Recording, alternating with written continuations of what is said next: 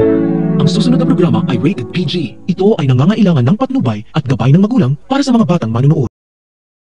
Hindi inaasahan ng lahat na malalagay sa panganib ang buhay ni Lilet sa araw ng pinakamasayang araw ni Ramir dahil gusto ni Patricia at Rena na tapusin na si Lilet.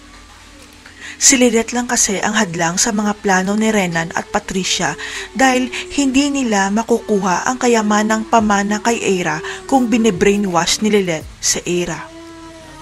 Mabuti na lang at nakaramdam si Lilet at Kurt na may masamang mangyayari at hindi nga sila nagkamali dahil nalaglag ang chandelier at matatamaan si Lilet sa ulo.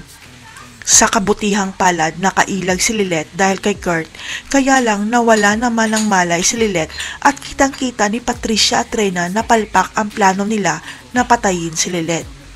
Kaya nagkita ng palihim si Renan at Patricia dahil nanggagalaiti sila sa galit dahil palpak ang trabaho ng mga tauhan nila ang hindi nila alam na bisto na sila ni Trixie.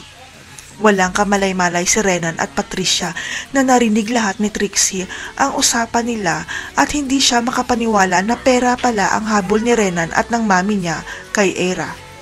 Pero ang malaking katanungan kung kayang ilaglag ni Trixie ang mami niya dahil kung magsusumbong man siya kay Lilet, siguradong makukulong ang mami niya sa kulungan. Ang akala ni Lilet hindi na mauulit pa ang nangyari sa kanya sa party. Ang hindi niya alam may part 2 pa ang plano ng dalawa dahil hindi sila titigil hanggat buhay pa si Lilet. Sa ikalawang pagkakataon, malalagay muli sa panganib ang buhay ni Lilet pero sa pagkakataong ito kinakailangan na niyang masalina ng dugo at si Eira lang ang kapatid niya.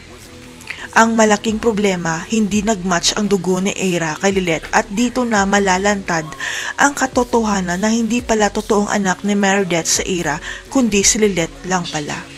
Titigilan na kaya ni Renan si Eira dahil hindi sa kanya mapupunta ang mana kundi kay Lilet? Abangan.